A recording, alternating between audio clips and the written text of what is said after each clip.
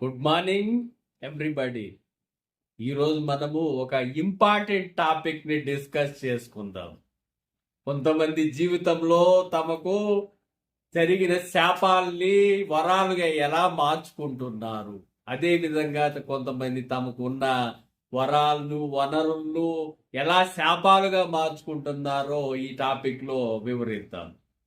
ఒకప్పుడు అర్జునుడు, మహాభారతంలో అర్జునుడు దేవేంద్ర లోకానికి పోతాడు. అప్పుడు ఊర్వశి అర్జునుడి మీద మనసు పడుతుంది, కానీ అర్జునుడు దానికి నిరాకరిస్తాడు. ఆ కోపించిన ఊర్వశి అర్జున్ని నువ్వు కొజ్జాగా అంటే నపుంసగా మారిపో అని శపిస్తుంది. దాంతో అర్జునుడు ఆమెను ప్రార్థిస్తాడు, అమ్మా నువ్వు ఇలా శపిస్తావా అంటే దానికి ఆమె కొంచెం శాంతించి ఈ శాపం ఓన్లీ 1 సంవత్సరం మాత్రమే ఉంటుంది, నీకు ఎప్పుడు కావాలో అప్పుడు ఉపయోగించుకోవచ్చు అని చెప్తుంది అనమాట. తర్వాత ఏమవుతుంది, పాండవులు జూదంలో ఓడిపోయిన తర్వాత అజ్ఞాతవాసం పోవాల్సి వస్తుంది. అప్పుడు బృహన్నలుగా మారిన అర్జునుడు తన శాపాన్ని వరముగా ఉపయోగించుకుంటాడు.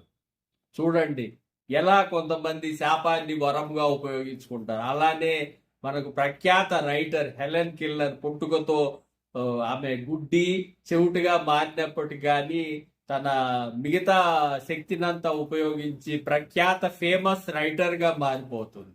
అలాగే స్టీఫెన్ హాకింగ్ అనే సైంటిస్టు ఒక బ్రెయిన్ డిసీజ్ వల్ల తన కాళ్ళు చేతులు అన్నీ కోల్పోయి ఓన్లీ ఒక బ్రెయిన్ మాత్రమే పనిచేస్తుంది, కానీ ఒక గ్రేటెస్ట్ సైంటిస్ట్ గా మారిపోతాడు. అతన్ని మనం అందరం చూసి ఉంటాం అతన్ని.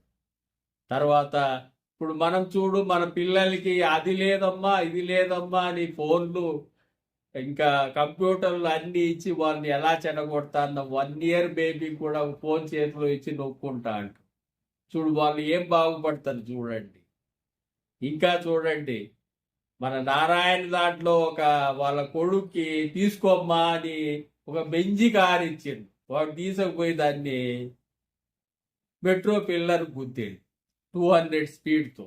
ఏమైంది చూడండి. ఇలా మనకున్న వనరుల్ని కొంతమంది ఎలా శాపాలుగా ఉపయోగిస్తున్నారు, ఏం లేని శాపాల్ని కొంతమంది ఎలా వరాలుగా ఉపయోగిస్తున్నారో ఈ వీడియోలు మీకు బాగా అర్థమైంది. Thank you for watching.